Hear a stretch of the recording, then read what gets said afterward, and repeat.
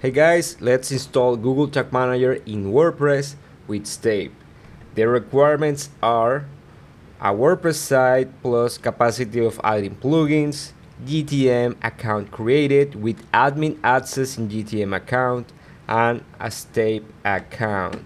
So to start, let's go to our WordPress and we are moving to the add a plugin section, and then you will type Stape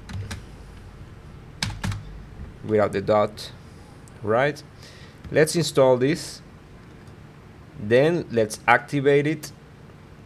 Next, let's filter this out to find the plugin, click on adjustments or settings, then you will see the screen, and here we are going to add the web container ID, web Google Tag Manager container ID, the server GTM container URL, and the Stape container identifier. So let's start with this one, the web container ID. Let's go to a container I have already here, and spoiler alert, that's a server container, not a website. A website container, let me show you how to identify it. So if I find our container, here we see that the type of the container is a web container, so this is the one we need, right? And I'm going to paste this value right here. Now it's asking me to get a server GTM container URL, but we don't have that yet. We are going to use one URL that is provided by Stape. Meanwhile, you map a new custom domain. I have a tutorial in my YouTube channel where you can see the complete Stape integration. This video is just for the installation of the Google Tag Manager via this WordPress plugin. Alright, let's go to Stape, and I will create a new container for this project. I'm going to name it with the same domain name. Here in the container configuration, we are going to go to a server container.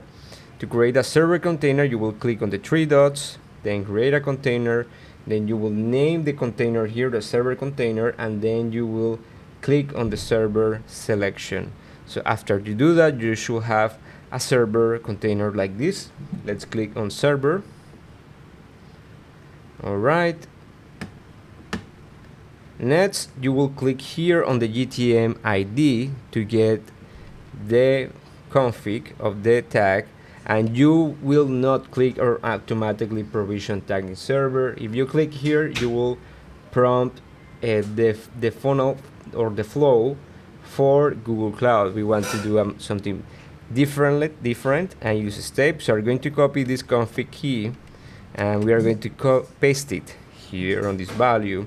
Next, you will select the nearest location from your city where you live, or where you are planning to deploy the website, and basically in what location is your target market. That's the question that you have to ask yourself. So let's select United States Center, Iowa. Click on create container. We are going to use a free solution for now, and after that you should see a screen like this. So to get the URL that we are going to put in WordPress, you will move to the bottom of the page, and here you will find this URL. This is a provision URL. Let's go to WordPress and let's paste the URL here. This is something that you can have meanwhile you map your custom domain. And finally, you are going to add the Stape container identifier. That is this guy right here, the container identifier. Let's copy this guy. Let's go to WordPress and let's paste the value here. Finally, you are going to save changes. And after saving changes, you will go to Tag Manager. Then you will click on the preview mode, and by the way, we are going to the client side Tag Manager. Then you will go to the website where you implemented the tag, and you should see the following. You should see a new page open. And by the way, if the preview website is open in another window, not in the same window you have, but in another window, an external one. So let's say like this, like if you open Tag Manager opens in a separate tab or other window, then you will need to install this plugin, the Tag Assistant Companion. That will help you to get the tab next to the Tag Assistant. This is very important. And yes, it seems like it was a success. As we can see here, we have an empty container working. If I refresh this, you will see the page view events flowing through my screen. And that's it. There are for sure some subject that I didn't touch in this tutorial. I have the Stape tutorial implementation where you can fill all the gaps that you see in this video, but this tutorial was important for you in case you have WordPress, so that's why it's important to have this specific video for that use case. I hope you have enjoyed the video and the other tutorials, and you will see now a video here as a suggestion to continue your journey with Stape. Have a wonderful day and see you in the next tutorial.